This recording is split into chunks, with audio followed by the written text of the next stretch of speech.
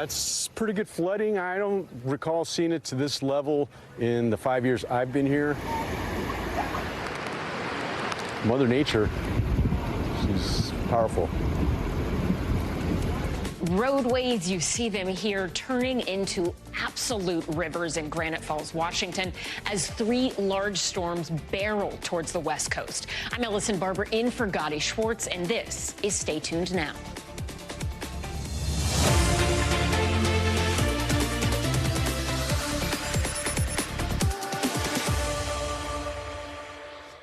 Tonight, millions of people in the Northwest are under a flood watch as they prepare for what is expected to be a significant storm system in that region.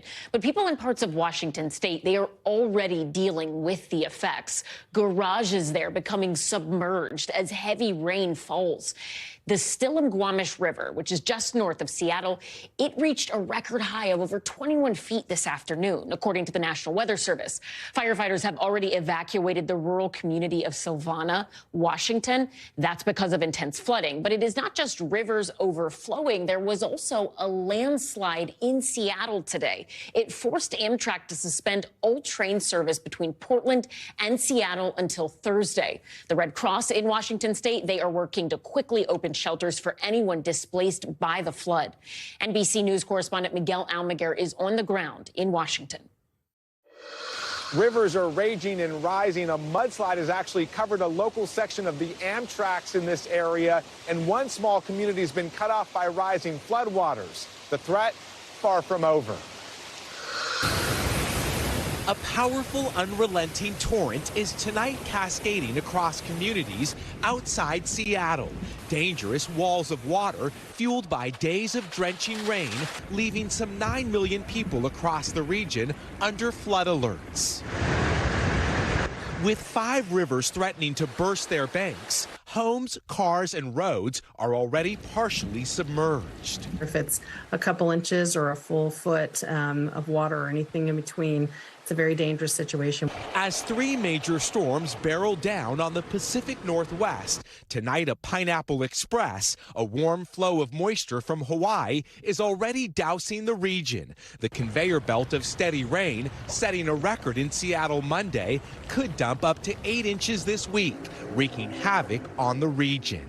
If you've got water over the road, like they say, turn around, don't drown.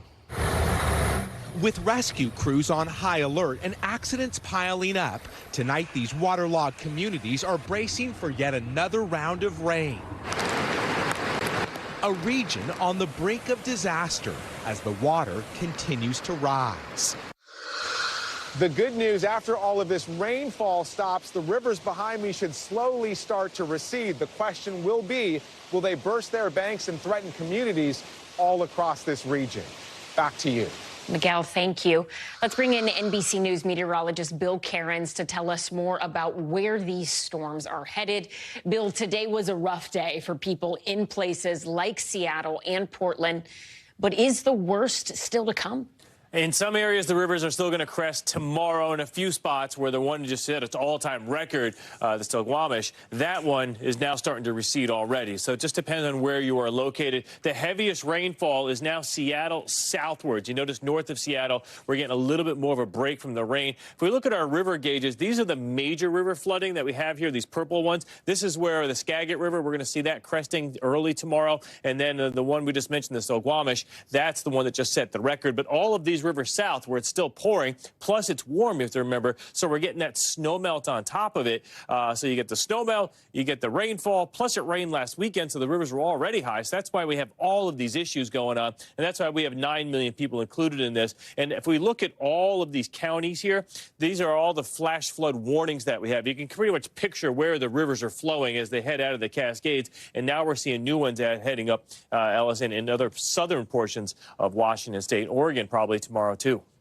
Bill, big picture, storms like this, are they going to become more and more normal for people who live in the Northwest? Well, the people in the Northwest are no stranger to these big storms like this, and every winter they get a couple of them. And, you know, this one has been a little worse just because it's been one after another. It's the more, you know, it's much more because of how many, besides of how much. If we have like 5 or 6 storms in a row heading that way in the next 10 days. And here's the, we already had this past weekend. We're dealing with the one tonight and tomorrow. Here's the one that's lined up for Thursday, and then here's the storm that's going to move in on Saturday. So it's, you know, the cumulative effect is what's really causing it. And now that we're also in this El Nino, you know, if you go back to the 97 one where California got nailed, wherever this weather pattern sets up with these strong storms coming on shore, that's where we get the problem. So this was 12 months ago. The blue was La Nina. The red shows you the El Nino that's been developing, and we're on our way to a super El Nino. And this is typically, when we have an El Nino, what you expect. So we get this area. This is the warm water in the Pacific, and that alters the jet stream. And when the jet stream starts to wiggle to the south, that's when we can get these big storms coming into California. But Allison, right now, it's pointing to the northwest. This pattern that is typical of El Nino hasn't developed yet. That's the big wild card. When will it? And then we'll get a break for the Northwest, but no time soon. All right, Bill Cairns, thank you. Shifting now to the Israel-Hamas war. The Israeli military called today the, quote, most intense day of ground fighting yet. As the World Health Organization warns that conditions in the Gaza Strip, they are getting worse by the hour. It has been nearly 60 days of Israeli airstrikes on Gaza, mostly in the northern part of the territory. But now Israeli fighters say they are close to encircling the southern city of Khan Yunis, Gaza Strip's second largest city. The largest one is Gaza City in the north. They already encircled that. Israel has pushed its military campaign farther into the south since the collapse of last week's temporary truce. The humanitarian situation inside the Gaza Strip, it continues to deteriorate, while international pressure is growing to not repeat the number of civilian deaths. And though human rights organizations are criticizing Israel's warning system to civilians, Israel's government continues to defend it. We alert the civilians. We send them leaflets by the millions. We call them by the millions. We text them by the millions. And then we direct them to safe zones where they can stay. That's exactly what we are doing. And we actually worked on that program and that plan with many of our partners. We're simply in Khan Yunis telling a small area to move out so that we uproot the tunnels. NBC's Hala Gourani has more from Tel Aviv.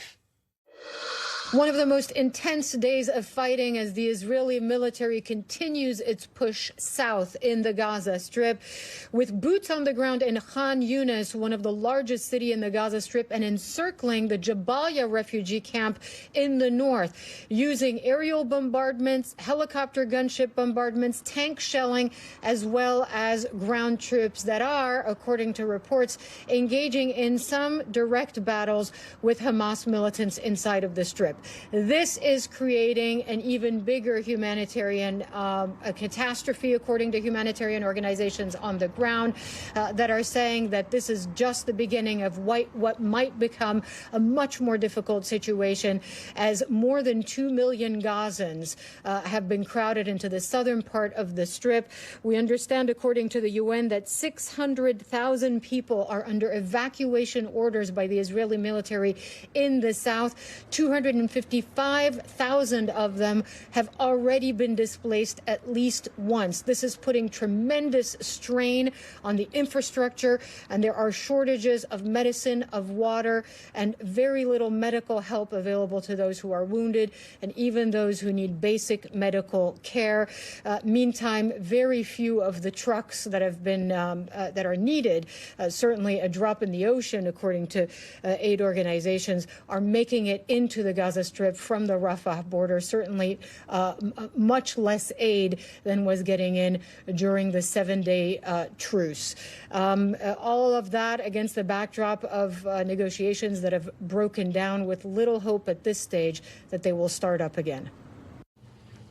Leaders from 3 top-tier American universities gave testimony on Capitol Hill today about the rise of anti-Semitism on their campuses. House Republicans grilled the presidents of the University of Pennsylvania, Harvard, and MIT, arguing that they have not done enough to protect their Jewish students. According to a recent poll from the Anti-Defamation League, 73% of Jewish college students said they have either experienced or witnessed an anti-Semitic incident on their campus since the beginning of the school year. Here's how one student at MIT explained it. Please let me go back to being a scientist. Let me go back to being a student. I don't want to have to keep advocating for Jewish student safety on campus. It's not my job. It's your job. NBC News senior congressional reporter Scott Wong joins us now to talk more about this. Scott, how did the university presidents defend themselves, and what stood out to you in this hearing? Yeah, Ellison, you know, this is a really tough balancing act for these three university presidents. On the one hand, they condemned anti-Semitism, said it has no place on their campuses. They condemned the October 7th Hamas attack. And all three declared that Israel, the state of Israel, has a right to exist. On the other hand, they said that free speech needs to flourish on their campuses. Not hateful speech, but peaceful free speech. Let's take a listen to some of their comments. I have sought to confront hate while preserving free expression.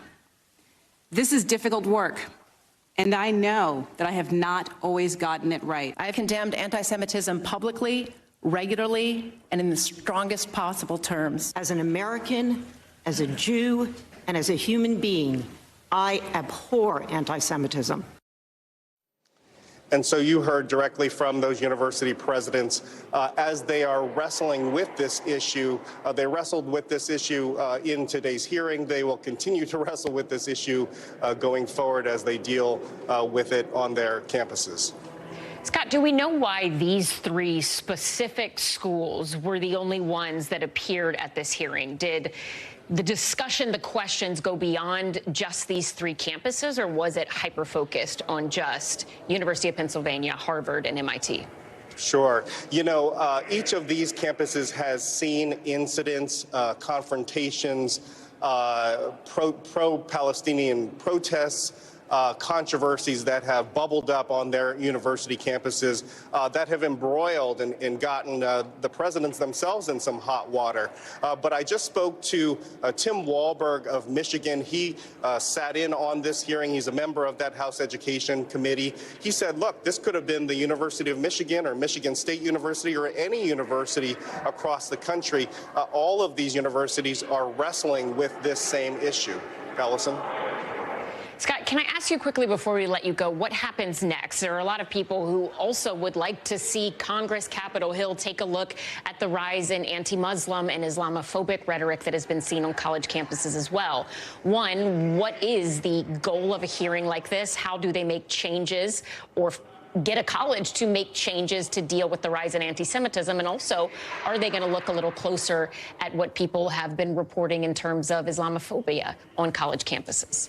Yeah, certainly Democrats are pushing for more scrutiny, more focus on Islamophobia as it relates to the Israel-Hamas war and the repercussions of that. And, but I think when you look at this politically or through a political lens, Republicans really have seen this issue of anti-Semitism as a way not only to, to declare and stand with Israel, but also to divide Democrats who have been really struggling with this issue and with the Israel-Hamas war. In fact, shortly after the hearing, the House of Representatives took a vote on condemning anti-Semitism. Democrats said this was, redundant, and they had taken similar votes in the past, and they thought that Republicans were just trying to exploit them. But in fact, it did divide Democrats. At least a dozen voted against the resolution, and 93 voted present, saying that, again, they thought this was redundant and wasn't necessary. Ellison. All right, Scott Wong on Capitol Hill. Thank you. We appreciate it. Thank you.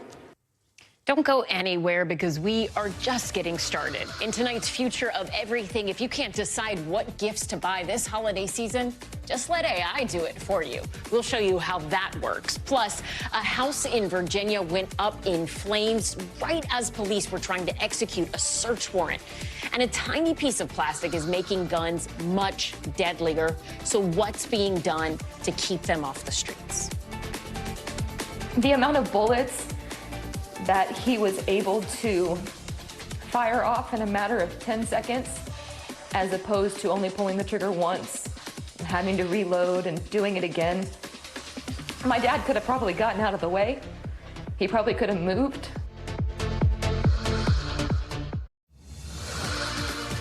Welcome back. Here are some of the other headlines we're watching tonight.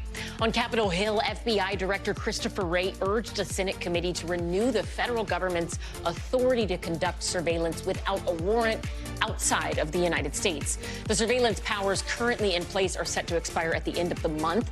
Wray argued they are vital to U.S. national security. In Alabama, a police officer is on leave after a video posted on social media revealed she used a stun gun on a man who was handcuffed and crying. The man's brother recorded the video and shared it with NBC News. We're going to show you part of it, but we want to warn you first, it is difficult to watch. Stay. I ain't doing bro. I got gun right there. I'm not doing that. Oh, yeah. I'm saying what you saying. Oh, yeah, fuck. I'm not. Oh, my God. Okay. Down. Oh, my fuck. Oh, my God. Oh, God.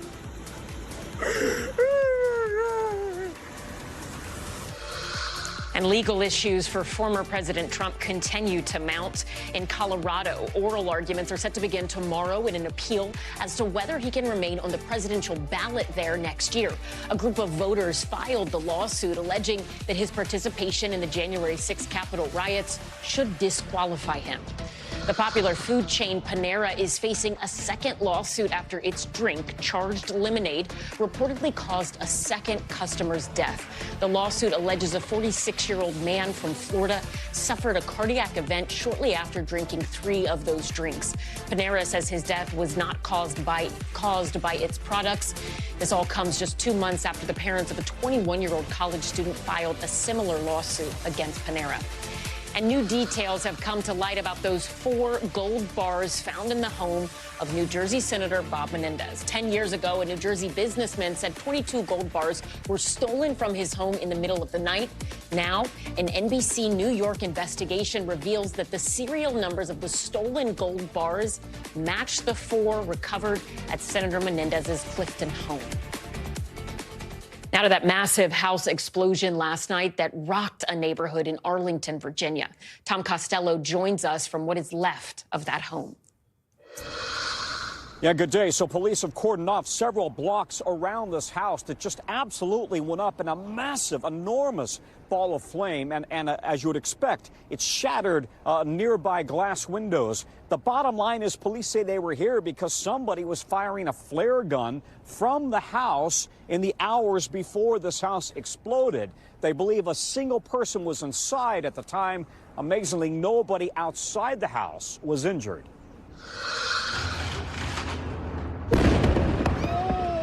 The massive explosion was caught on camera, literally blowing a home to pieces in Arlington, Virginia. We need all fire apparatus so we can get the house just exploded, I believe. I was laying in my bed and then it felt like we got attacked. Police were already at the scene moments before the blast. Officers were trying to access the property and execute a search warrant. A SWAT team had responded to the home hours earlier after receiving reports of shots fired. Officers determined that someone inside had actually discharged a flare gun 30 to 40 times. As officers attempted to execute that search warrant this evening, the suspect inside the residence discharged several rounds. The house subsequently exploded. The explosion rocked the entire surrounding area. Virginia State House Delegate Patrick Hope writing, "My family and I are fine, but our house shook and we could see the flames from our front yard." Police believe the suspect was alone inside the home when the blast occurred. They have not been able to determine if the home was blown up on purpose. Authorities also indicate they did not have immediate information about any prior incidents at the house. But neighbors described the man living there as a character who covered his windows with tin foil. This morning, residents nearby are grateful to be safe after a terrifying night. Just scary to think that this is happening around us and it could happen in what I thought was like a safe community. Yeah, you saw the police were literally on the front lawn, and yet when this house exploded, no police officer suffered serious injuries, no police officer taken to an area hospital, none of the neighbors was injured. The suspect remains unaccounted for. Back to you. Our thanks to Tom Costello for filing that report. Law enforcement is warning about the rising use of a small device that makes guns even deadlier. It's called a switch, and this small piece of plastic gives a semi-automatic weapon the power of a machine gun. Just one pull of the trigger empties the entire magazine of bullets. The result? A more deadly attack. NBC News Justice and Intelligence correspondent Ken Delanian has more on this lethal trend. Officer William Jeffrey knew danger lurked on the other side of the door, but he never expected this. Dion, it's Houston Police. Let's do this thing. Before he could get those words out, cut down by a burst of gunfire. Somebody get Bill! One of many victims of what police say is a growing threat, firearms illegally modified to shoot like machine guns. My dad thought that he was Superman for Houston. I always said he had Superman syndrome. He thought that if he wasn't at work, the city was going to crumble without him. He loved being able to serve his community. Jeffrey's daughter, Lacey, still grieving, says she was stunned to learn about the weapon that killed her father. My father was shot more than a dozen times. Sorry.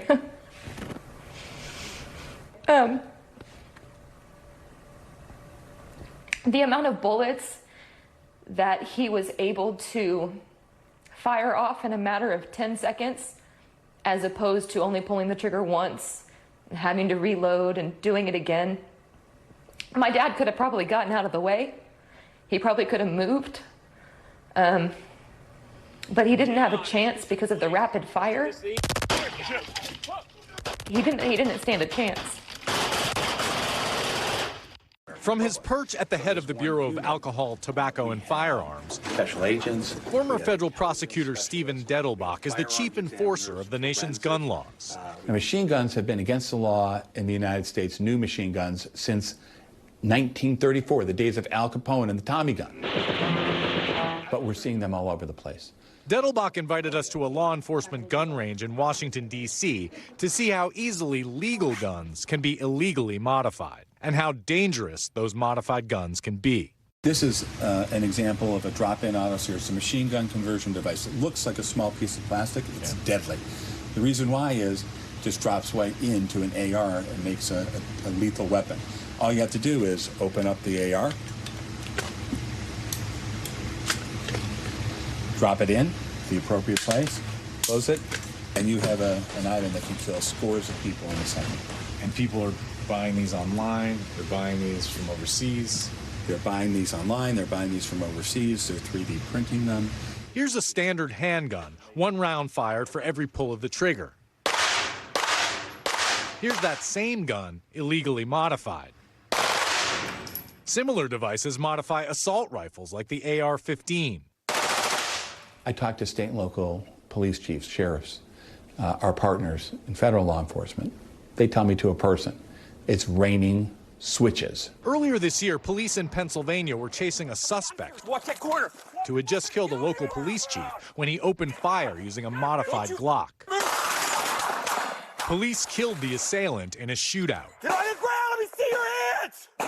Authorities say switches like the one used in that gun have been flooding in from China, but also made at home. I sat in a room, a printer that cost just shy of $200 sat there buzzing in the background for 30 to 40 minutes, and when it was done, a machine gun had been created. An ATF report on crime guns found that the number of recovered machine gun conversion devices from 2017 to 2021 went up 570%.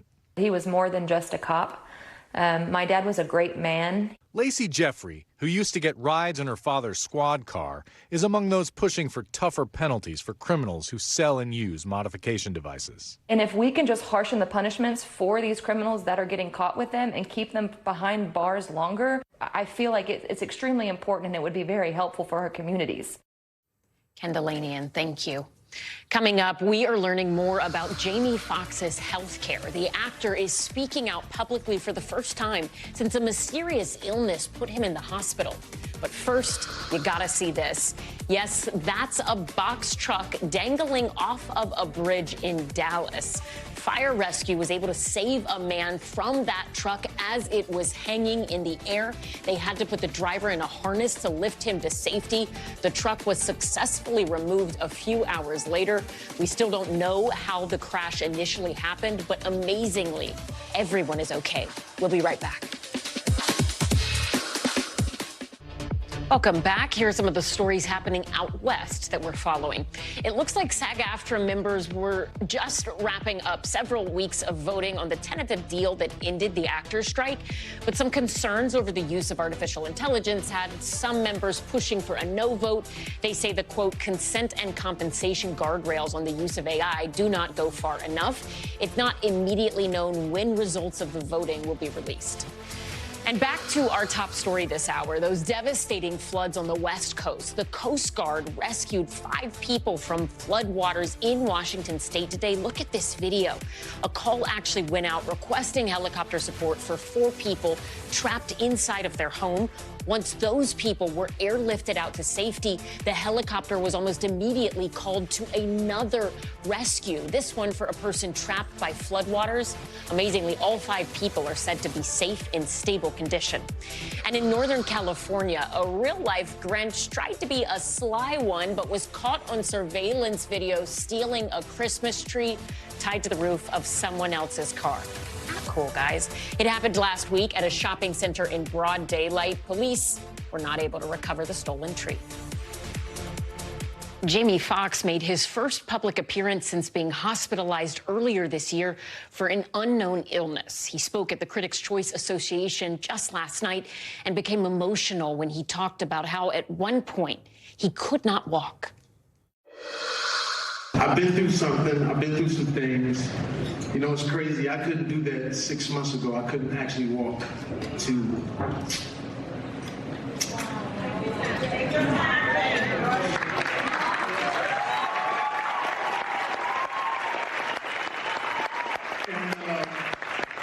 I'm not a clone. I'm not a clone. I know a lot of people were saying I was cloned out there.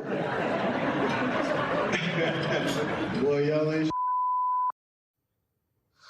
NBC News correspondent Steve Patterson joins us now from Los Angeles with more.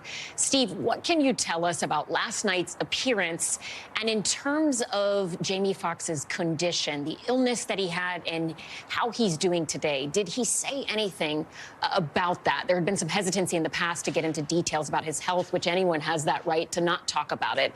But so many people love him that a lot of people were concerned and asking questions. What do we know?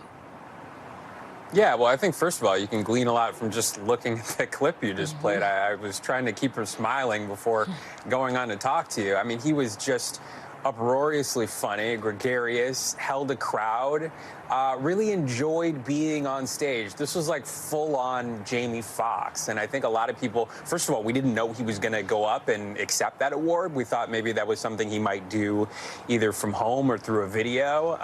This was really unexpected for him to be there in the first place, but for him to sort of kill the crowd with his comedy and his timing and him being sort of his natural self, I think was unexpected. And it tells you a lot about how he's not only back in the spotlight, but sort of enjoying it, which is a big step from the last time that we saw him, which is, you know, months and months ago, issuing a video to his viewers just to let them know that he's essentially still alive. Far cry from that.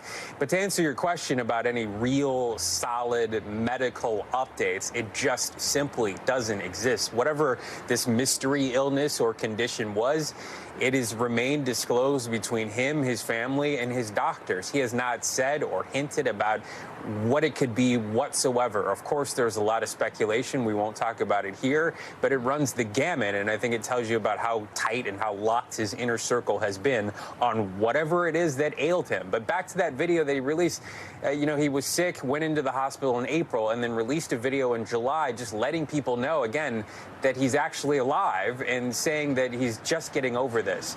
Listen to what he said those months ago. Take a look. I went through something that I thought I would never, ever go through. I didn't want you to see me with tubes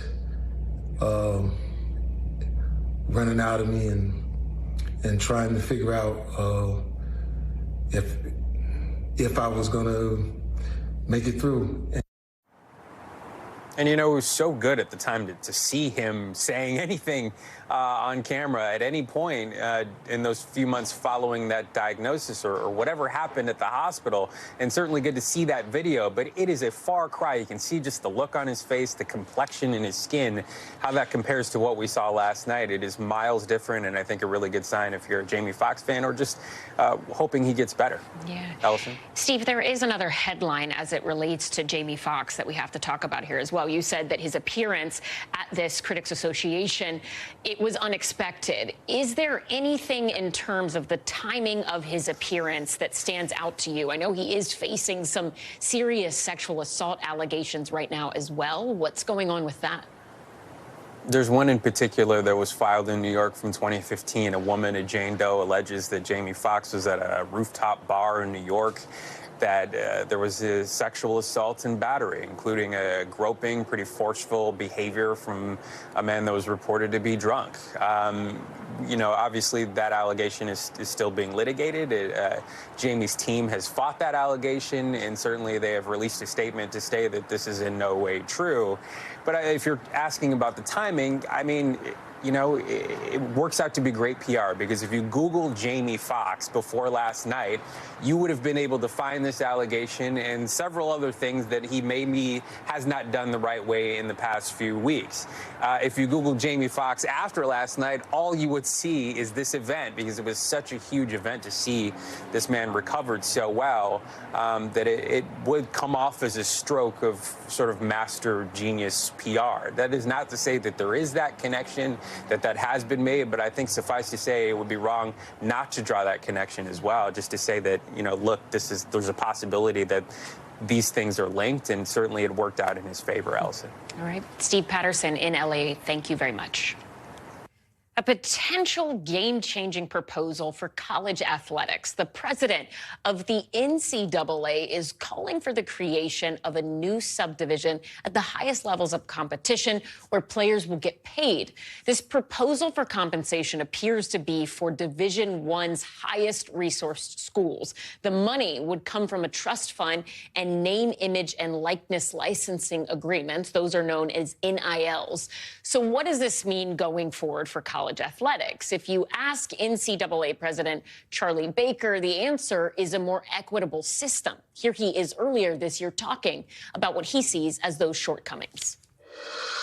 Football right now, and men's and women's basketball, is paying for an enormous amount of other sports that we care about a lot. It's paying for all those non-revenue sports that are about Olympic participation, that are about the growth in women's sports generally.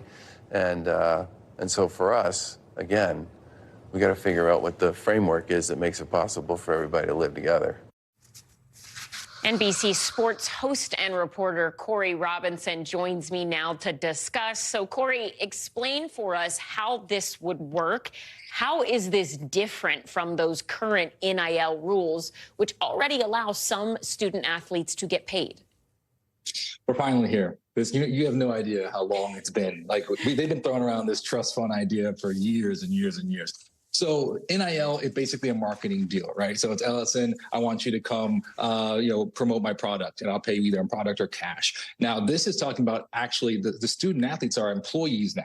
but only for a small subset, and that would be like the Power Five. So you look at these athletic department revenues, they're spending around $5 million to $250 million a year. That's a huge gap. And what Charlie Baker just hinted to is that the fact that the vast majority of sports, let's say 30 sports in any given athletic department, only 2 really make money, and that's men's college basketball and football, and they like bankroll the rest of everything else. So the idea here is that you would have a minimum of $30,000 for each athlete. A minimum for $30,000 in a trust fund for at least half of the eligible athletes within the framework of Title IX to try to bring in gender equity, because right now only 5% of the NIL deals are going towards women, which is just it's insane. Interesting. So what has the reaction been for this possible change from other athletes, student athletes you've spoken to, and also just the athletic directors, the coaches, other presidents of colleges? Well, yeah. So Charlie Baker, he's within basically this is his first year on the job. So when you think about what has he done, there's always this question of the NCAA: what do you actually do? You know, like what do you do? And within 1 year, he had this review back in August. This is what we're going to do. And now in December, he actually gives a proposal. So Gene Smith, the athletic director at Ohio State, oversees a $200+ billion athletic department, says we're 100% fully supported. Athletes have come out saying it's about time. But the reality is that most people that I've spoken to within the athletic world are just exasperated. I mean, the COVID had it really showed the inequities within the financial department. Within the financial statements of athletic departments, and even for the top tier schools, programs were shutting down, which was crazy. Then in a post-COVID, you have the transfer rule plus NIL, which was just basically the invention of free agency. And then you have unregulated collectives. So basically everyone was coming to Congress saying, please do something. Historically what happens is a state like California would do something, force the federal government to do something. And then the NCAA would finally say, okay, we're late to the party. We're going to do something now. This is the first time that Charlie Baker is trying to beat everyone to the punch. There are so many layers to this. Such a fascinating conversation. Corey Robinson, we love having you on. Thank you so much. We appreciate it. Fast food fans, they are buzzing about a mysterious new McDonald's spin-off restaurant that apparently has popped up outside of Chicago. NBC News correspondent Maggie Vespa has more ahead of the highly anticipated opening. Breaking McDonald's news. I've got the scoop on Cosmic. This morning, in a nation long obsessed with fast food. They've been super secretive about it. Fans on social media are loving this supersized mystery. All right, here it is. Cosmic's in Bolingbrook, Illinois. It looks like there are going to be 4 drive-through lanes. Online sleuths are zeroing in on what appears to be a fast food joint in the making in suburban Chicago. Its name, Cosmic's. A new venture McDonald's CEO announced on a July earnings call, promising it will have all the DNA of McDonald's, but its own unique personality, adding they'll test it in a small handful of sites in a limited geography beginning early next year. Beyond that, Cosmic's concept and menu are being kept tightly under wraps. We were just talking to her, like, wait, when is it going to fully open, or is it just already open? We're very excited. Cosmic's roots likely to feed fans' hunger for nostalgia. Cosmic here. I popped in from outer space on a trade mission. Its apparent namesake, an 80s-era staple of McDonald's cast of characters.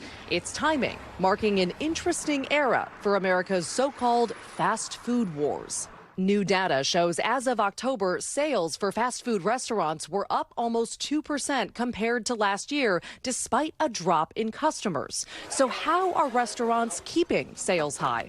By hiking prices, experts say, a trend fueled by inflation and rising labor costs, and by heating up their marketing game, too. A lot of the things that McDonald's has done, the adult Happy Meals, for instance, that they're doing right now again, is to get customers' attention. They have to get people excited about going in again. The trick, experts add, will be turning this mounting McMystery into real value. Why is this, in your opinion, so captivating to Americans? Because everybody goes to McDonald's, even if you refuse to admit it. Maggie Vespa, thank you. Still to come, and I swear this is a real story. A kangaroo in Canada was on the run and it punched a cop in the face. That crazy story is next when we go around the world, so stay tuned.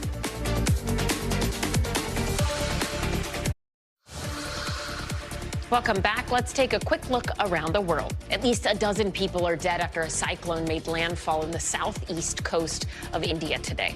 The heavy rains also caused chaos on the streets with uprooted trees and cars submerged under the water, forced a local airport to temporarily shut down. The United Nations is sounding the alarm on crisis at sea. 400 Rohingya Muslims are stuck hundreds of miles off the coast of Thailand. The UN Refugee Agency says they are afraid everyone on board could die without efforts to rescue them. The boats have been at sea for 2 weeks now after taking off from Bangladesh. Last night, French lawmakers unanimously voted to ban single-use disposable e-cigarettes, which are very popular among young people there because of their flavors. If the bill passes in the Senate, which it is expected to, the ban could go into effect next September. And a fugitive kangaroo that spent 4 days on the run is finally back in police custody, captured by Canadian police. The unnamed kangaroo escaped during a transfer between zoos. Police say she peacefully surrendered, but not before punching an officer in the face. And just in case you were wondering, if you ever stumble across a kangaroo on the run, officers say the best way to subdue it is by grabbing the tail.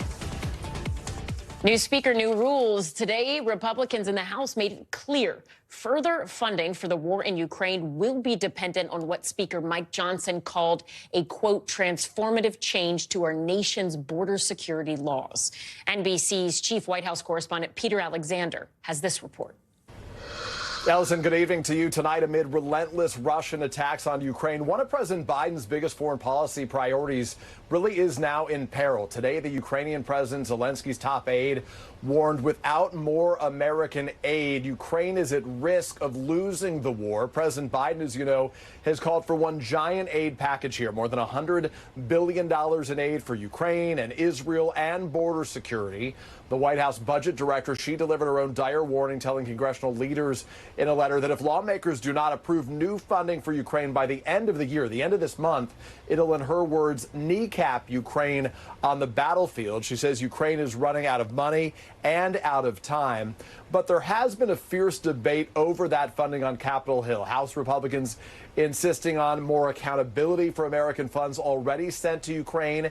And they're demanding that Democrats first agree to toughening restrictions at the U.S.-Mexico border, where illegal crossings this year reached a record high. The House Speaker, Republican Mike Johnson, today he put it bluntly, saying the battle is for the border. He insists that that should be the top priority. Talks between Senate Democrats and Republicans on these issues remain stalled. A classified national security briefing for lawmakers today turned heated when Republicans say top Biden administration officials, including the secretaries of state and defense, were unable to answer questions about border security, they say.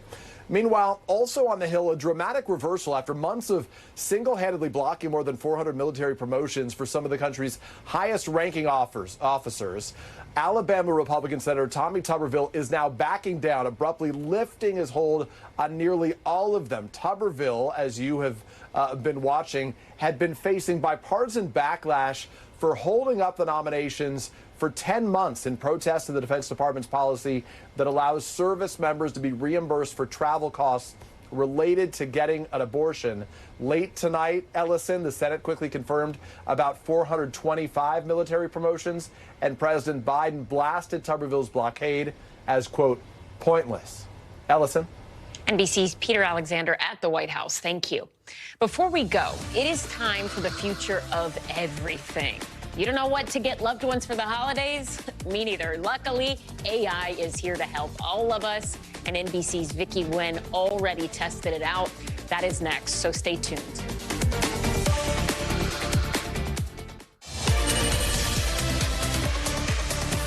Okay, So we all like streaming. If you are watching us right now, probably streaming. But if you're not paying attention, those services, they can really rack up a bill. According to Deloitte, the average American is shelling out $48 a month on streaming services. So the question is, how do you save, and is bundling the better way to go?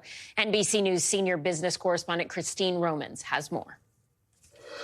Hey there, streaming wars meet the more frugal consumer. As budgets get a little tighter, more Americans are expected to fine-tune their list, and it might mean the streamers have to pair up to keep your business. There is no war so hateful to the gods. It's a new phase in the streaming wars. Starting Thursday, Verizon is offering a $10 a month Netflix Max bundle, but you have to watch the ads.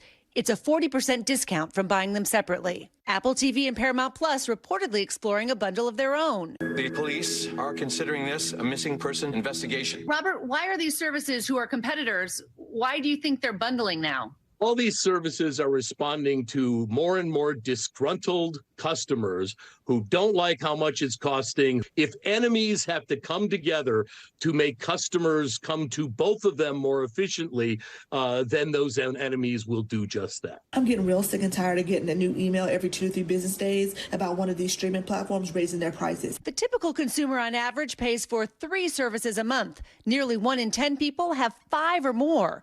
Watching Netflix, Amazon Prime Video, and Hulu with ads would set you back $24 a month. But to watch without ads, that cost more than doubles to $50. And all of a sudden, to watch simply the greatest stuff on TV, it required 2, 3, 4, 5, now 7 different streaming services. 3, 2, 1.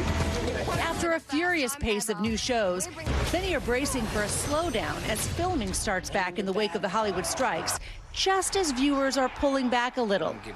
And the subscription craze is not just Hamilton on Disney+. You'll be back, soon you'll see. Over the past decade or so, the subscription economy has quadrupled. It used to be just gyms and magazines. Now everything from meal kits, clothes, dog food, even cleaning supplies on Subscribe and Save, giving consumers convenience with potential costs for subscriptions they forgot about. Back to that Verizon deal. The unique thing about it, it's 2 streamers banding together. They're not owned by the same parent company like other bundles out there. That tells us something about what's going on here. These companies are changing things up for the potential to win over more eyeballs and more dollars. Back to you. Christine Romans, thank you. From stocking stuffers to presents under the tree, today's AI-powered tools can actually help you pick out the perfect gifts for everyone on your list. But before you let the algorithms do all of that work, senior consumer investigative correspondent and NBC News Daily anchor Vicky Nguyen put them to the test.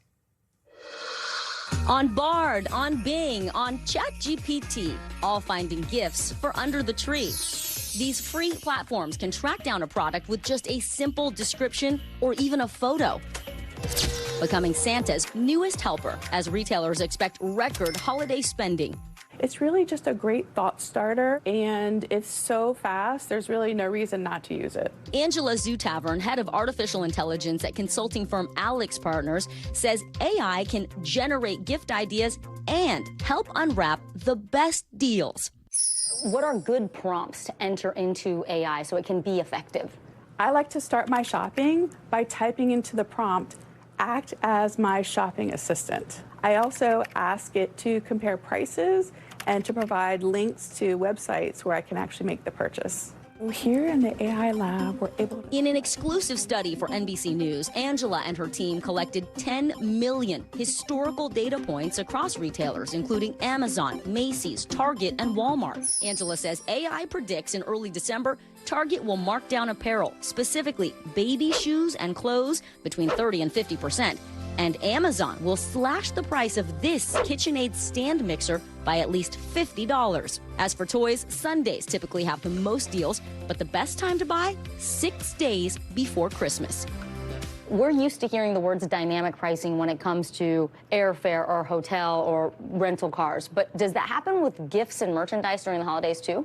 We saw prices change 5 million times. Whoa. And when we just isolated December, we saw an average of at least 2 price changes per week. When up on the laptop, Never share personal information like birthdays or addresses with AI, but you can enter a loved one's age, interests, and hobbies to help shop the perfect present. And Angela says they'll never know it came from the heart by way of AI.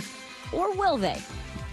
In the TV business, we wear many hats. Today, for me, it's this one. We're gonna have a friendly shopping competition to test my skills as a mere mortal against Angela and the machine.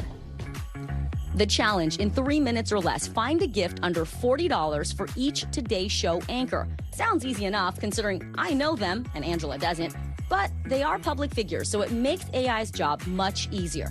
The first to make the nice list, Savannah. I'm gonna ask Google Bard to find out about her hobbies and interests. I'm just gonna go with my gut. I don't like being rushed when I'm shopping for gifts. Oh my God, I'm gonna just go with this. Feeling the pressure, I finish before Angela.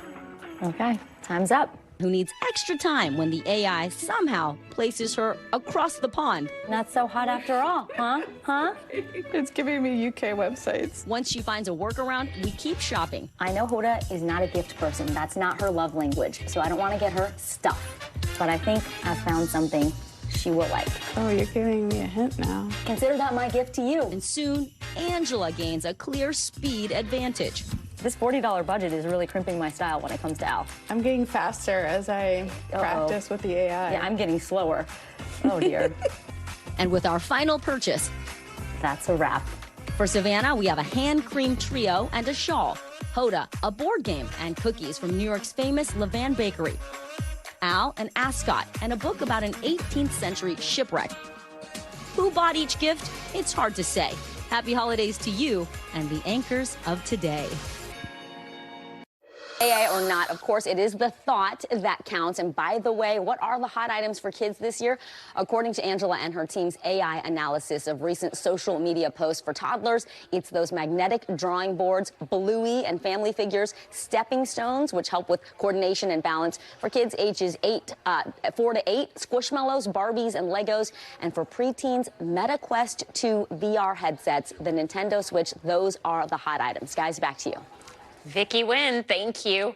That does it for us tonight. I'm Ellison Barber. We will see you tomorrow, but until then, stay tuned now. Thanks for watching. Stay updated about breaking news and top stories on the NBC News app or follow us on social media.